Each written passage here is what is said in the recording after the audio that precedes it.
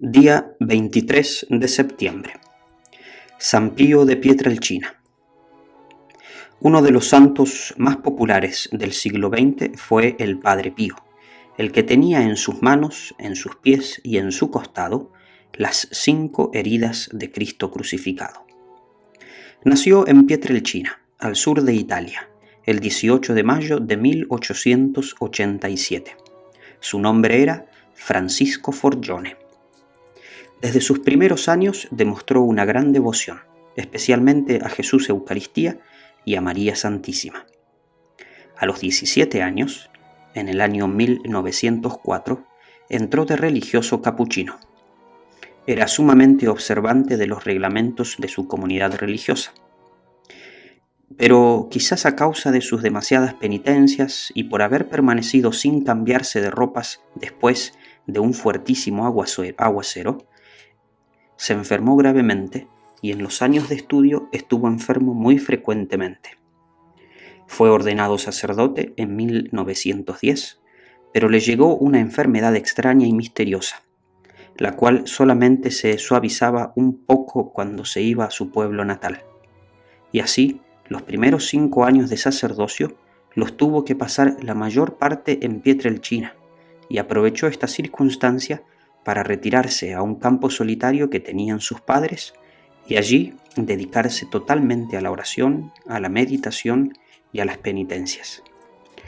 Nuestro Señor, en una visión, le avisó que lo tenía destinado para una misión muy especial.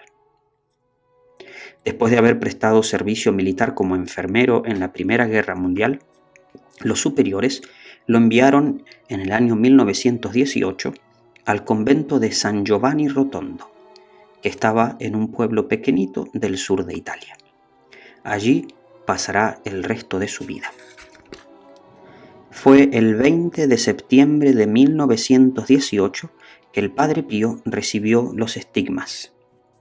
Estando orando ante un crucifijo en su convento de San Giovanni, salieron unos rayos de luz de las manos, de los pies y del costado del Cristo crucificado, y le atravesaron las manos, los pies y el costado del Padre Pío. Y desde entonces tuvo las 5 heridas de Jesús crucificado, las cuales le sangraban, le producían fuertes dolores, pero al mismo tiempo exhalaban un aroma muy agradable.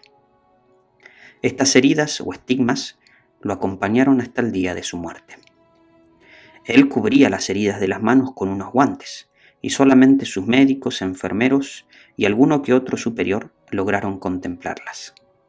El Padre Pío fundó grupos de oración que se han extendido por todo el mundo y hacen un gran bien entre las personas fervorosas y devotas.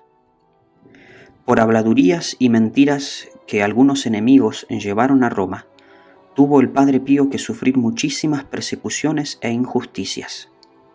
Se llegó hasta prohibirle celebrar misa en público.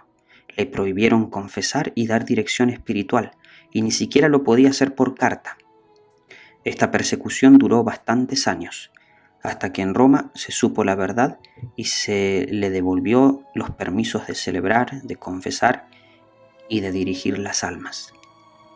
Durante el tiempo de persecución y después, jamás se le oyó una queja o una protesta. Sufría en silencio y ofreciendo todos sus sufrimientos a Dios por la salvación de las almas, como hacía Jesucristo en su santísima pasión y muerte. Una cosa muy especial y que muchos querían presenciar era la misa del Padre Pío. Él la celebraba a las 5 de la madrugada. Al principio duraba unas 3 horas, pero después, por mandato de los superiores, la fue acortando hasta que llegó a reducirla a 1 hora y media. Era impresionante después de la consagración. El Padre Pío parecía que ya no estaba en este mundo y que estuviera viendo a Dios. Nadie se cansaba y sentía durante esa celebración, como si Dios estuviera muy cerca de los allí presentes. Lo que más fama le dio, además de los estigmas o heridas de Cristo, fue su labor de confesor. A muchos les leía en la frente los pecados que no habían confesado. Confesaba hasta 12 horas al día.